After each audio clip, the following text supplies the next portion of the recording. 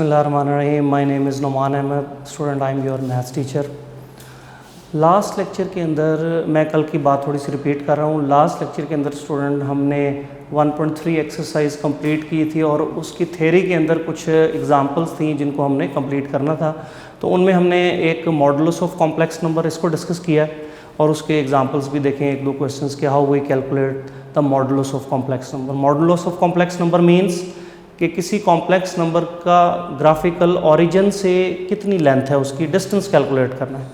तो वो हमने एक क्वेश्चन कंप्लीट किया था, एग्जांपल थी हमारी। उसके बाद हमने polar form of complex number की डेफिनेशन की थी कि हम कैसे कॉम्प्लेक्स नंबर को पोलर फॉर्म में, polar form of complex number उसकी क्या होती है। पोलर फॉर्म से मैंने कहा था आपको कि आपको शायद बात इतनी समझ ना आ रही हो, लेकिन जब ट्रिग्नोमेट्रिक फॉर्म उसको हम नाम दे देते हैं तो आपको आइडिया हो जाएगा कि इसमें साइन कॉज इन्वॉल्व हो जाएंगे। इस तरह आप थोड़ा सा इस पोलर फॉर्म को मेमोराइज करने की प्रैक्टिस कर सकते हैं कि ट्रिग्नोमेट्रिक फॉर्म है तो साइन कॉज इसमें इन्वॉल्व होंगे, तो उसी फॉर्मेट के अंदर जो है वो पोलर फॉर्म की डेफिनेशन बन जाएगी। तो इस पोलर फॉर्म का यूज़ क्या है हमारे पास, इसको हमने देखना है। आज का जो हमारा आर्टिकल है उसके अंदर हमने ये देखना है कि हम इस polar form of complex number को किस फॉर्मेट में यूज़ करते हैं, क्या फ़ायदा लेते हैं इस पोलर फॉर्म से। हम अगर इसको पोलर फॉर्म में किसी कॉम्प्लेक्स नंबर को ना शिफ्ट करें तो क्या उससे प्रॉब्लम आती है, क्या कोई आसानी होती है, ये चीज़ें हमने जो है वो आज के लेक्चर के अंदर डिस्कस करनी है। तो स्टूडेंट आप सब लोग 25 पेज के ऊपर आ जाएँ, उसी के ऊपर हम डिस्कस करते हैं। एक एग्जाम्पल है, चैप्टर नंबर 1 है और पेज नंबर 25 के ऊपर हम डिस्कस करेंगे। हमने लास्ट लेक्चर में पोलर फॉर्म पढ़ी थी, polar form of complex number. Okay student, और ये मैं लिख रहा हूँ कि ये कहते हैं कि कॉम्प्लेक्स नंबर की पोलर फॉर्म वो ये होगी, इस पैटर्न में लिखने को पोलर फॉर्म कहते हैं। इसमें आर जो है वो जी मॉड के तरीके से आएगा, यानी रियल पार्ट का स्क्वायर इमेजिनरी पार्ट, और आर्ग्यूमेंट जो है यानी एंगल जो है वो आपका इमेजिनरी पार्ट बी को कहा गया है और एक और रियल पार्ट कहा गया है इन आर्टिकल्स में। तो ये बेसिकली फॉर्मूला है polar form of complex number का। तो एक एग्जाम्पल है, एग्जाम्पल्स भी मैं करके दे रहा हूँ आप लोगों को स्टूडेंट्स, क्योंकि जो एग्जाम्पल बोर्ड एग्जाम में आ चुकी हैं वो मैं खुद बोर्ड पे सॉल्व करके आपको एक्सप्लेन कर रहा हूँ ताकि आपको उनमें कोई दिक्कत ना पेश आए। So example number 4 on page 25। Question है कि express complex number 1 plus square root of 3 iota into polar form. Complex number है, सॉल्यूशन से मैं स्टार्ट कर रहा हूँ। स्टेटमेंट बुक के ऊपर लिखी हुई है कि express this complex number into polar form. ये आपको आयोटा फॉर्म में कॉम्प्लेक्स नंबर दिया हुआ है, अलजेब्रिक फॉर्म में ये कॉम्प्लेक्स नंबर आपको दिया हुआ है, आपने इसको पोलर फॉर्म में शिफ्ट करना है। तो हम कैसे इसको पोलर फॉर्म में शिफ्ट करते हैं? आपका काम क्या होगा कि कॉम्प्लेक्स नंबर को देखने के बाद आपने उसमें से रियल पार्ट की वैल्यू लिखनी है और इमेजिनरी पार्ट की वैल्यू लिखनी है। A is called real part, B is called imaginary part, और फॉरन जी मॉड फाइंड करना है सबसे पहले, यानी आर की वैल्यू। यानी पोलर फॉर्म को जिन वैल्यूज़ की ज़रूरत है वो आप पहले ही फाइंड करके रख लेंगे। जी मॉड फाइंड करेंगे, जी मॉड का फॉर्मूला वही है रियल पार्ट का स्क्वायर इमेजिनरी पार्ट का स्क्वायर। सो आर की वैल्यू क्या हो जाएगी, 1 square plus square root of 3 square whole square root. So r is 1 plus 3 square root of 4, so r is 2, यानी r की वैल्यू हमारे पास क्या आ गई, 2, यानी length of complex number, modulus of complex number वो 2 है। तो पोलर फॉर्म के अंदर r की वैल्यू की ज़रूरत थी, वो हमने फाइंड कर ली। फिर हमने एंगल की ज़रूरत है, ऑल्सो फाइंड थीटा। थीटा के लिए रूल है tangent inverse b over a, so theta is equal to tangent inverse b is square root of 3, a is 1, so tangent inverse square root of 3। इसको अगर आप calculator पे calculate करें तो ये 60 डिग्री एंगल को कहते हैं। तो आपने आर्ग्यूमेंट भी फाइंड कर लिया, एंगल भी फाइंड कर लिया, आर भी फाइंड कर लिया और एंगल भी फाइंड कर लिया। इसके बाद आपने लिखना है वी नो दैट आपको पोलर फॉर्म मेमोराइज होनी चाहिए। आप उसको लिखेंगे z is equal to r cos theta plus iota sine theta. Apply values, r is two cos 60 degree plus iota sine 60 degree. So this is your answer. So आपने किसी complex number को उसकी polar form यानी sine cos की pattern के अंदर shift कर दिया है इस वे में। साइन 60 कॉस 60 की वैल्यू हम जानते होते हैं, लेकिन हमने लगानी नहीं है, अप्लाई नहीं करनी है, क्योंकि साइन 60 कॉस 60 की वैल्यू अगर आप लगा देंगे तो क्वेश्चन वापस ओरिजिनल फॉर्म में आ जाएगा जिस फॉर्म में गिवन क्वेश्चन था हमें। तो हमें साइन कॉज में ही रहने देना है, इसी को ही polar form of complex number या trigonometric form of complex number कहते हैं। So it's not a difficult form, आपको बड़ा सिंपल वे है। मैं इसको रिपीट कर देता हूँ ताकि आपको किसी भी कॉम्प्लेक्स नंबर को पोलर फॉर्म में शिफ्ट करना आना चाहिए। और ये इंपॉर्टेंट एग्जांपल भी as a short question. Complex number था z is equal to 1 plus square root of 3 iota, और हमने इसको पोलर फॉर्म में शिफ्ट करना था। आपका सबसे पहला टारगेट क्या होगा कि आपने a की वैल्यू लेनी है यानी रियल पार्ट, फिर b की वैल्यू लेंगे यानी इमेजिनरी पार्ट, और फिर पोलर फॉर्म में सबसे पहले r की वैल्यू फाइंड करेंगे।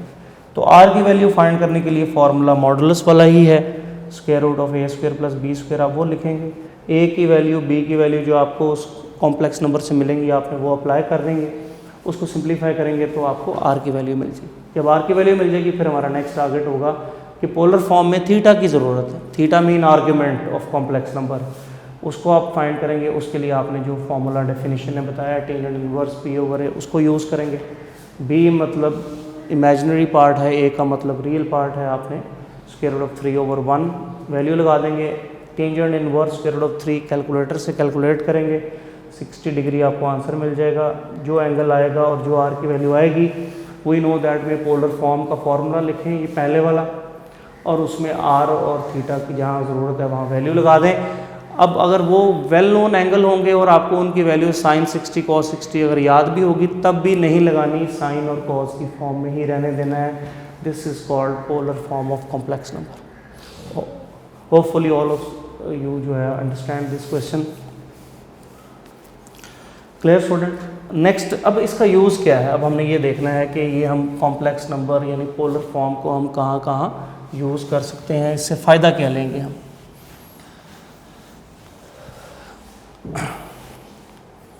तो एक थ्योरम है, उसकी स्टेटमेंट को समझ लें, शॉर्ट क्वेश्चन में एमसीक्यूज में आ जाती है।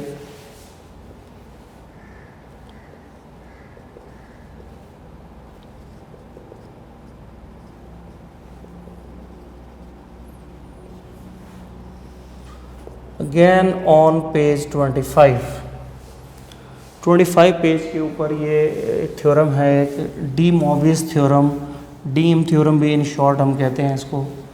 ये थ्योरम जो है वो हमें क्या एक्सप्लेन करता है, मैं इसमें एक्सप्लेन कर रहा हूँ। ये कहता है कि if we have a complex number in polar form, कि अगर हमारे पास कोई कॉम्प्लेक्स नंबर जो है वो पोलर फॉर्म में है और उसकी कोई भी इंटीजर पावर है, और उसकी कोई भी इंटीजर पावर है, तो this can be easily simplified. और ये पावर को हम आर्ग्यूमेंट यानी एंगल से जस्ट मल्टीप्लाई कर देंगे तो इस तरह पावर रिमूव हो जाएगी। For all n belongs to integer, set of integer, capital Z का मतलब सेट ऑफ इंटीजर, और मैंने पहले बताया था कैपिटल I भी लिख सकते हैं, I फॉर भी सेट ऑफ इंटीजर ही होता है। फिर दोबारा मैं रिपीट कर रहा हूँ, statement of the de Moivre's theorem, ये आपको पेपर्स में शॉर्ट क्वेश्चन आ सकता है, एमसीक्यूज आ सकता है, write the statement of de Moivre's theorem, और उसके अलावा ये एमसीक्यूज हो सकता है कि ये किन पावर के लिए वैलिड है, और या ये लेफ़्ट साइड होगी, राइट साइड आपने ऑप्शन में बतानी होगी, या राइट साइड होगी, लेफ़्ट साइड ऑप्शन में बतानी होगी। तो मैं इसको रिपीट कर रहा हूँ, इस स्टेटमेंट को आपको ये स्टेटमेंट मेमोराइज करनी है कि शर्त एक है कि कॉम्प्लेक्स नंबर पोलर फॉर्म में होना चाहिए और उसकी कोई भी इंटीजर पावर होनी चाहिए। तो वो पावर को कैसे फिर सिंप्लीफाई करेंगे कि वो कहते हैं कि वो पावर को सिर्फ एंगल के साथ अंदर मल्टीप्लाई कर दिया जाएगा, दैट्स ऑल, वही उसका आंसर होगा, वही उसकी pure form of complex number होगी। तो इससे हमें पावर्स को सिंप्लीफाई करने का बड़ा शॉर्ट आइडिया मिल रहा है इस थ्योरम की स्टेटमेंट से। इसके प्रूफ की हमारे सिलेबस में ज़रूरत नहीं है, इसलिए आपको इसकी सिर्फ स्टेटमेंट को ही एज इट इज़ मेमोराइज करना है। और इसका यूज़ जो है वो आप एक्सरसाइज के अंदर भी कर सकते थे, और एक एग्ज़ाम्पल है उसके अंदर हम इसका यूज़ करेंगे। वो एग्ज़ाम्पल भी इम्पॉर्टेंट है, एकेडमी वगैरह के टेस्ट में लॉन्ग क्वेश्चन बन सकती है, तो इसको हम उस एग्ज़ाम्पल को सॉल्व करने में हेल्प करेंगे। फिर मैं ये बता दूं कि इस थ्योरम की इम्पोर्टेंस क्या है कि ये पावर को इजीली शिफ्ट कर देता है एंगल के साथ, कोई इतनी एक्सप्लेनेशन की ज़रूरत नहीं पड़ती। मतलब फॉर एग्ज़ाम्पल जैसे a plus B iota whole square है, तो अगर आप इसको इसी फॉर्मेट में रहने देंगे तो आपको a square B square 2ab आपको स्क्वायर को एक्सपैंड करना पड़ेगा, तो 3 टर्म्स आ गई, क्यूब होगा तो और ज़्यादा टर्म्स आ जाएंगी। तो इस तरह पावर को इसी फॉर्मेट में रख के पावर को सिंप्लीफाई करना डिफ़िकल्ट है। लेकिन अगर हमें पोलर फॉर्म आती है और ये थ्योरम का आइडिया है, तो फिर हम पावर को इजीली रिमूव कर सकते हैं विद द शॉर्ट टाइम। हम उसको सिर्फ एंगल के साथ रिप्लेस कर देंगे, मल्टीप्लाई कर देंगे एंगल के साथ। तो इससे रिलेटेड हमारे पास ये एग्जांपल है, एग्जांपल नंबर 5 ऑन पेज 27।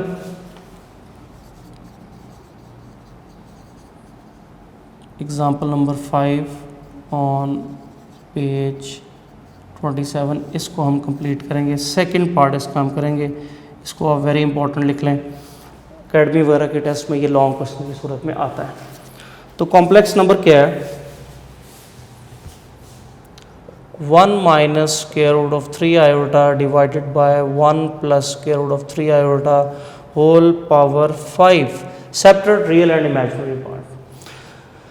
तो ये जो कॉम्प्लेक्स नंबर है, आप इसको सिंप्लीफाई करना। अगर तो पावर 2 या 3 तक होती, जैसा कि एक्सरसाइज का क्वेश्चन नंबर 7 था, तो उसके अंदर तो हमने ये थ्योरम इसलिए यूज़ नहीं किया क्योंकि स्क्वायर और क्यूब तक पावर्स को हमें एक्सपैंड करना आता है। वो फार्मूलाज हमने लोअर क्लासेस में पढ़े हैं, हमने वो मेमोराइज़ किए हुए हैं, तो इसलिए आपको आसानी से उनको एक्सपैंड कर सकते हैं। इसलिए हमने वहाँ जस्ट उन्हीं प्रीवियस आइडियाज़, उन्हीं फार्मूलाज को यूज़ करके उन क्वेश्चंस को कंप्लीट कर लिया। आप 7 क्वेश्चन को 1.3 के इस थ्योरम की बेस के ऊपर भी कर सकते हैं। लेकिन यहाँ पावर 5 आ गई है, 5 पावर को अगर हम वो क्यूब और स्क्वायर में शिफ्ट करके लेके जाने तो बड़ा डिफिकल्ट क्वेश्चन हो जाएगा, क्योंकि ये लेंथी क्वेश्चन है थोड़ा सा। तो फिर इसमें हम इस आइडिया को हम पोलर फॉर्म और इस थ्योरम को यूज़ करते हैं। अब इसमें हम क्या कहता है इसमें हमें ये न्यूमरेटर को हमने क्या करना है, लेट कर लेते हैं कि Z1 जो है वो ये न्यूमरेटर वाला कॉम्प्लेक्स नंबर है। अब हम ये फॉर्मूला लगाना चाहते हैं कि पावर आसानी से अंदर शिफ्ट हो जाए, ज़्यादा एक्सपैंड ना करना पड़े। तो ये थ्योरम कहता है कि ये तो पोलर फॉर्म में होना चाहिए कॉम्प्लेक्स नंबर। फिर हम लिहाजा ये तो क्वेश्चन जो हमें दिया है सेकंड पार्ट पोलर फॉर्म में नहीं है, तो हमें इसको पहले फिर पोलर फॉर्म के अंदर शिफ्ट करना पड़ेगा।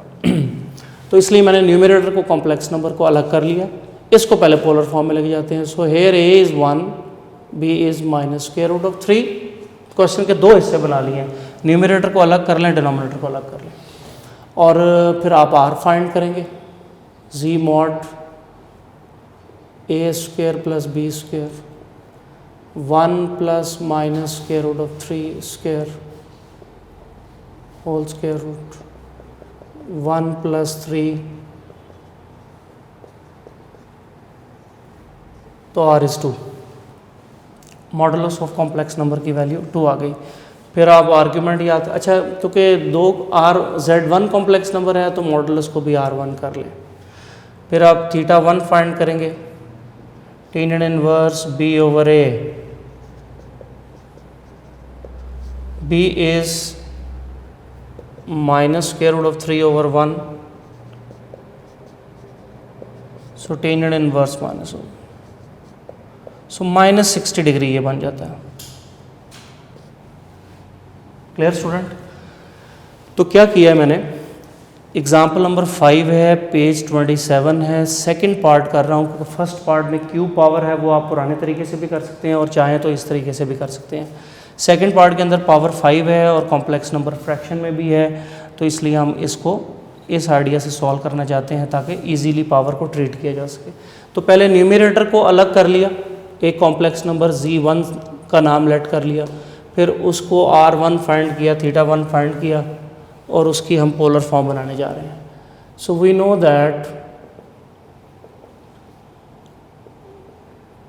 Z1 is equal to R1 cos theta 1 plus iota sin theta 1. ये उसकी पोलर फॉर्म का फॉर्मूला आ गया. R1 is 2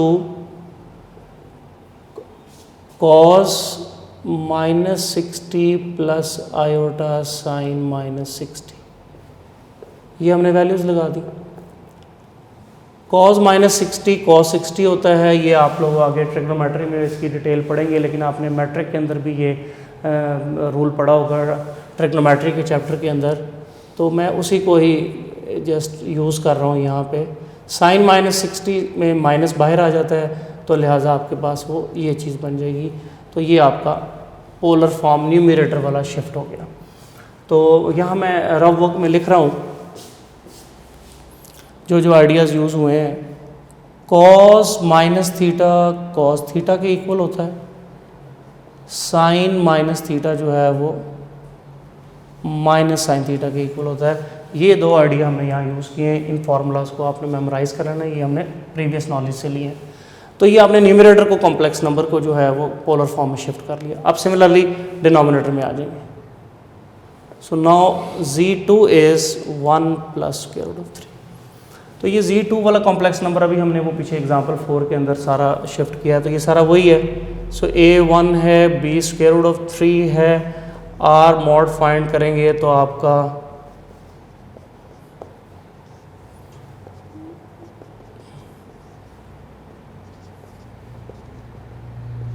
तो ये R2 होगा आपका, क्योंकि कॉम्प्लेक्स नंबर 2 है. तो R2 ये आपके पास आ जाएगा.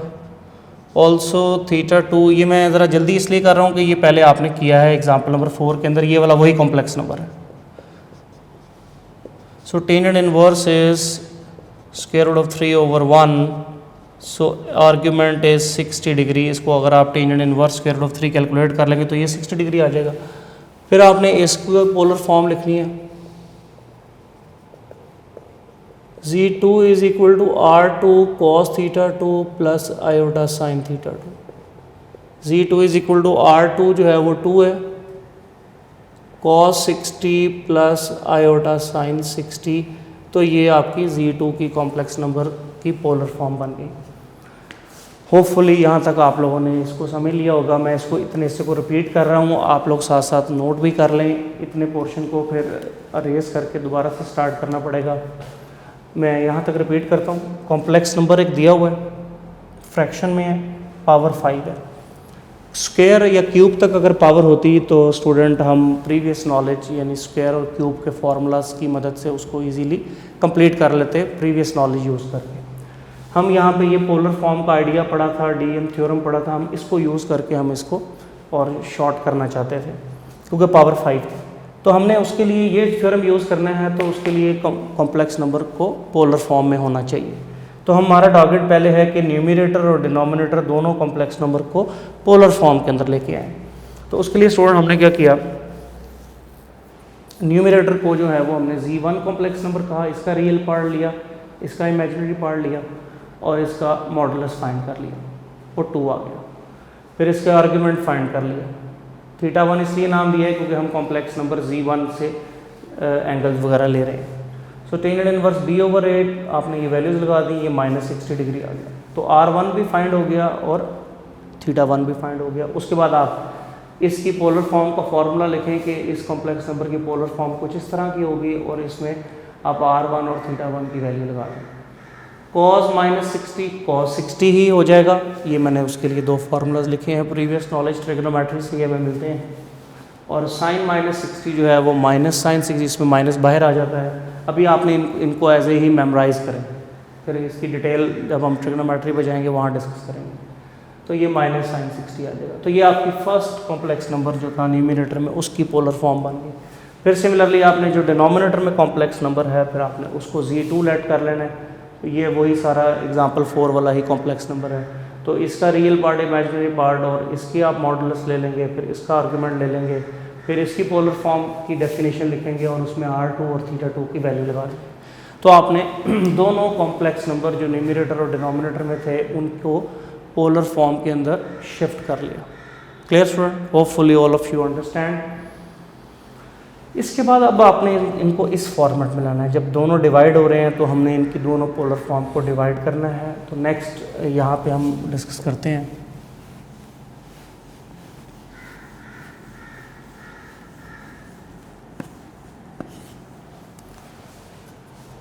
तो स्टूडेंट इसको आपने कैसे लिखना है कि आप क्वेश्चन लिख लें 1 minus square root of 3 iota over 1 plus square root whole power 5 is equal to,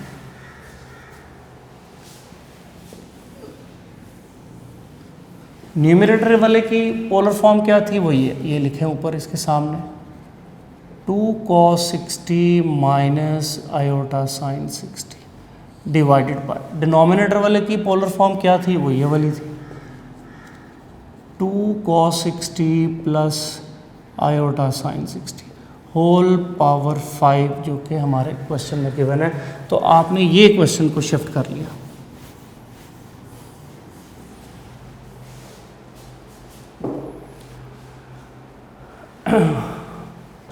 इसके बाद स्टूडेंट आप देखें ये 2 इस 2 से कैंसिल हो जाएगा और आपके पास cos 60 माइनस आयोटा साइन 60 की पावर 5 ऊपर मैंने अलग कर दी। डिनोमिनेटर में भी 5 पावर है, इसको न्यूमरेटर में ले आए cos 60 plus iota sine 60 whole power minus 5 हो जाएगी। डिनोमिनेटर में 5 होगी तो जब न्यूमरेटर में आएगी तो वो पावर -5 हो जाएगी। आपने फ्रैक्शन को रिमूव कर लेना है इस आइडिया से। लेफ्ट साइड पे ये क्वेश्चन चल रहा है कि हम इसको सिंप्लीफाई कर रहे हैं। तो ये आपने अब आप देखें कि इस जगह पे ये DM थ्योरम बन गया। कॉम्प्लेक्स नंबर पोलर फॉर्म में उसकी पावर कोई इंटीजर, तो डेफिनेशन ये थ्योरम की क्या कहती थी कि वो n जो है वो एंगल से मल्टीप्लाई हो जाए। तो ये जो 5 है इसकी पावर वो इधर अंदर एंगल से मल्टीप्लाई हो जाएगी। सो 5 × 60 300 माइनस आयोटा साइन 300। तो आपका पहला कॉम्प्लेक्स नंबर तो ये शिफ्ट हो गया, 5 फॉरन रिड्यूस हो गया। तो ये ये हमारा जो पोलर फॉर्म आइडिया से पावर को जल्दी हम सॉल्व कर सकते हैं। फिर वो -5 है उसको आप लाएंगे तो cos -300 डिग्री हो जाएगा प्लस आयोटा साइन -300 डिग्री हो जाएगा। Clear student? फिर आपने यही आइडिया यूज़ करना है कि cos के अंदर अगर एंगल नेगेटिव हो तो वो पॉजिटिव हो जाता है, साइन में नेगेटिव हो तो माइनस साइन बाहर आता है। सेकंड टर्म में हम ये यूज़ करेंगे। फर्स्ट टर्म को ऐसे ही कॉपी कर लेते हैं।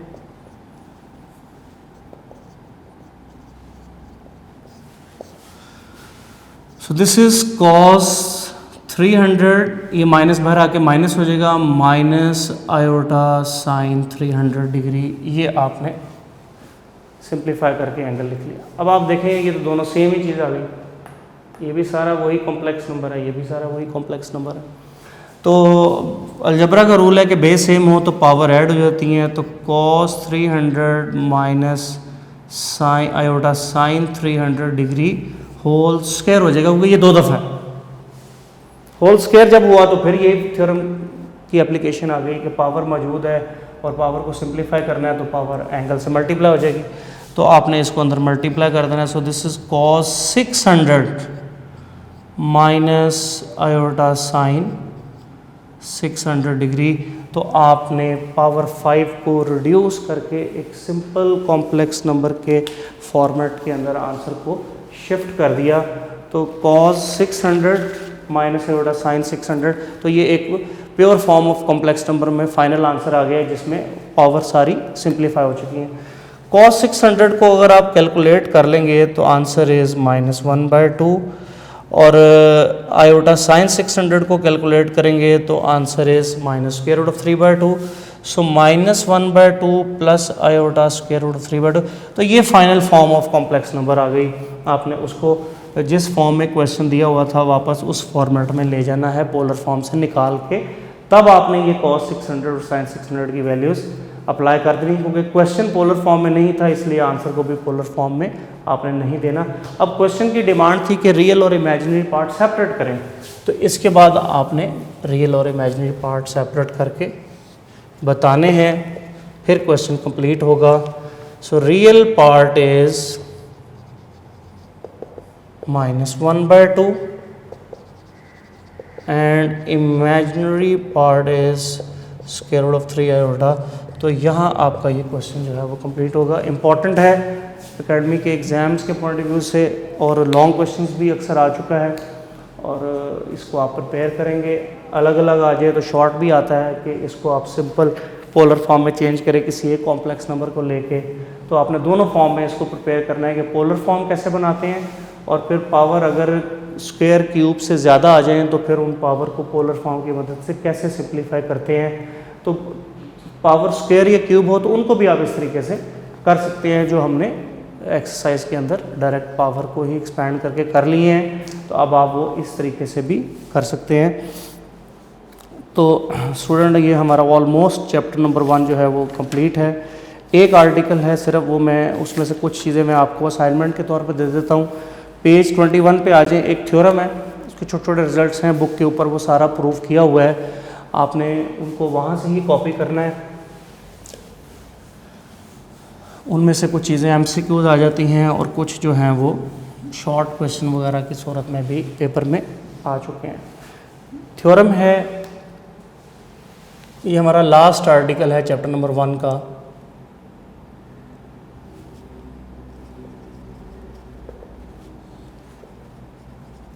ऑन पेज 21, इसको आप इम्पोर्टेंट लिख लें।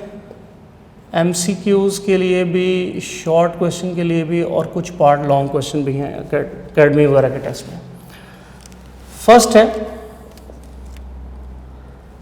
कि for all z belong to complex number -z mod is equal to z mod is equal to z conjugate mod is equal to -z conjugate mod, ये सब इक्वल होते हैं।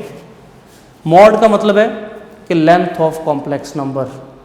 तो कॉम्प्लेक्स नंबर कोई भी लिया हो, z है या उसका -z है, तो लेंथ पॉजिटिव ही होती है, इसलिए वो सबकी सेम आएगी। ये थ्योरम नंबर 1 है। ये शॉर्ट क्वेश्चन भी है, MCQs भी है कि -z मॉड, अगर कोई कॉम्प्लेक्स नंबर हो तो -z मॉड किस किस के इक्वल आता है, तो आप ये वाली ऑप्शंस इसमें दे सकते हैं। तो इसको अगर आपने प्रूव करना है तो 1-2 मैं कर देता हूँ आपको, बाकी बुक के ऊपर किए हुए हैं, आपने वहाँ से ही प्रैक्टिस करनी है और इसको करना है आपने। तो ए कॉम्प्लेक्स नंबर है, सिलेक्ट कर लें, let z is a complex number a plus b iota. अब आप देखें कि आपको इसको प्रूव करने में z की ज़रूरत थी, वो आ गया। -z की ज़रूरत है तो माइनस से मल्टीप्लाई कर दें, माइनस से -b आयोटा। फिर z कॉन्जुगेट की ज़रूरत है तो z का कॉन्जुगेट ले लें, वो a प्लस b आयोटा है तो वो a माइनस b आयोटा हो जाएगा। फिर -z कॉन्जुगेट की ज़रूरत है तो इसके आंसर को माइनस से मल्टीप्लाई कर दें। तो आपके पास जो कॉम्प्लेक्स नंबर की इस आर्टिकल में ज़रूरत है वो सारे कॉम्प्लेक्स नंबर जो हैं वो आपने अरेंज कर लिए। अब इनके क्योंकि मॉड का है तो हमें मॉडुलस का फॉर्मूला हमने पढ़ लिया हुआ है।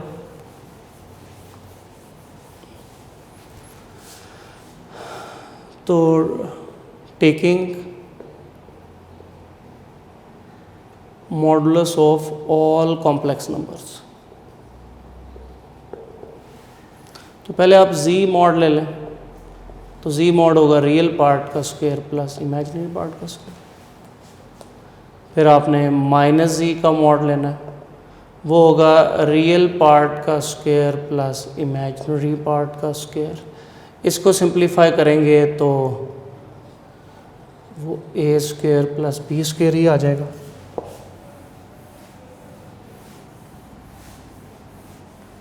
ठीक है स्टूडेंट। फिर आपने z कॉन्जुगेट का मॉड लेना है, रियल पार्ट का स्क्वायर इमेजिनरी पार्ट का स्क्वायर, तो वो a square plus b square ही बन जाएगा। फिर आपने -z, तो रियल पार्ट का स्क्वायर प्लस इमेजिनरी पार्ट का स्क्वायर, तो वो भी a स्क्वायर b स्क्वायर ही बन जाएगा। इनको आप कोई नंबर कर लें, इसको 1 कर दें, इसको 2 कर दें, इसको 3 कर दें, इसको 4 कर दें।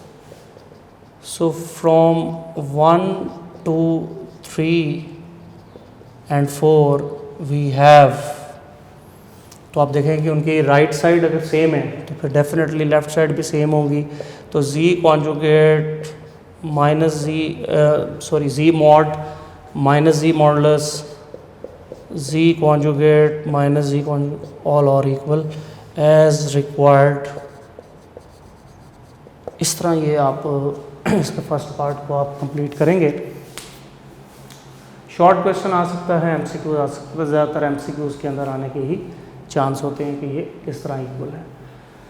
इसी तरह second, third, fourth, fifth part तक जो है वो आप इसमें देखेंगे। सेवन्थ पार्ट को आप अभी सिर्फ एज ए एमसीक्यूज़ ट्रीट करें तो फिर टाइम मिलेगा बोर्ड एग्ज़ाम में, तो वो कभी नहीं आया, इसलिए आपको फिर कभी टाइम जैसे ही मिलेगा। अभी और बड़े इंपॉर्टेंट चैप्टर्स पढ़े तो वो भी आपको करवा दिया जाएगा, लेकिन आपने 6 पार्ट तक इनको सॉल्व ज़रूर करना है और इनकी स्टेटमेंट को भी मेमोराइज़ करना है ताकि आपको एमसीक्यूज़ की सूरत में मिले। बुक में ये सारे सॉल्व किए हुए हैं और इनको जो हम बात ना समझ आए वहाँ डेट वाइज उसको अंडरस्टैंड कर लें। मैंने पहले भी बताया था कि वहाँ लिख लें, ये पॉइंट को आप मार्क कर लें क्वेश्चन मार्क के, जैसे ही स्टूडेंट टीचर इंट्रैक्शन हो फिर अब वहाँ पे उनको मज़ीद डिस्कस कर लिया जाएगा। मसलन जो सेकंड पार्ट था, सेकंड पार्ट है z double conjugate is equal to z। ये प्रूव करना है for all z belongs to complex number. तो सिंपल है कि आप z एक लेट कर लें a प्लस बी आयोटा, एक उसका कॉन्जुगेट ले लें a माइनस बी आयोटा, फिर दोबारा आप उसका कॉन्जुगेट लें तो वो a प्लस बी आयोटा हो जाएगा। इसको 1 कह दें, इसको 2 कह दें। From 1 and 2 z is equal to z double conjugate. तो ये वाला प्रूफ है। तो ये जस्ट एमसीक्यूज़ भी ये आते हैं, शॉर्ट क्वेश्चन भी हैं, तो आपने इनको देखना। प्रूफ किए भी हुए हैं, जस्ट उन्हीं से मैं रिपीट कर रहा हूँ। तो आपने डिवीजन ऑफ कॉम्प्लेक्स नंबर की भी प्रैक्टिस कर ली। इसी तरह ये फिफ्थ और सिक्स पार्ट, फिफ्थ पार्ट में z1 ओवर z2 है होल कॉन्जुगेट और ये इंडिविजुअल कॉन्जुगेट के इक्वल आना चाहिए। तो ये एज ए एमसीक्यूज़ भी सारे आपको स्टेटमेंट्स मेमोराइज होनी चाहिए और उसके अलावा फर्स्ट 6 पार्ट जो है वो इनका आपको प्रूफ भी करना आना चाहिए। सॉल्व किया हुआ है। 7 पार्ट को आप सिर्फ अभी एमसीक्यूज़ ट्रीट कर लें कि एमसीक्यूज़ की सूरत में वो सेंट्रल साइड जो है वो लेफ़्ट साइड से ग्रेटर होती है और इक्वल हो सकती है मैक्सिमम, या लास्ट साइड जो है वो ग्रेटर सेंट्रल पार्ट से हो सकती है। तो इनको इसको करें, बस इसको लेटर ऑन टाइम मिलेगा तो फिर इसको करवा देंगे, क्योंकि 7 मार्क्स का 1 चैप्टर से पेपर आना है तो उसके लिए हमने ये 15-16 लेक्चर 1 चैप्टर को दे दिए हैं। तो दिस इज़ टू मच। अभी नेक्स्ट इससे ज़्यादा अहम चैप्टर मौजूद हैं अभी हमारे पास, उनको करेंगे, फिर इनको टाइम मिलेगा। रिवीजन प्लान भी होता है हमारा, फिर ऐसी चीज़ें हम उनमें करवाते हैं। तो student, hopefully all of you understand. So now chapter 1 is complete. फिर आपको मैं रिपीट कर दूं कि 1.23 एक्सरसाइजेज ये 1 चैप्टर की इम्पॉर्टेंट एक्सरसाइजेज हैं। आपने 1.23 पे ज़्यादा फोकस करना है और साथ ये जो हमारे आज के आर्टिकल्स हमने एग्जांपल्स पढ़ी हैं तो इसमें से 7 नंबर का पेपर है बोर्ड एग्ज़ाम के अंदर, वो मैंने वेटेज स्टार्ट में बता दिया है। अब आपके ज़िम्मे ये काम है कि आपने 1 चैप्टर को बिल्कुल अपने हैंड आउट्स बनाए हों, अपने हाथों से सारे एक्सरसाइज के क्वेश्चन जो मैंने बताए हैं, थ्योरी बताई है, उनको नीट किया हो, अपने हाथों से सॉल्व किए हों।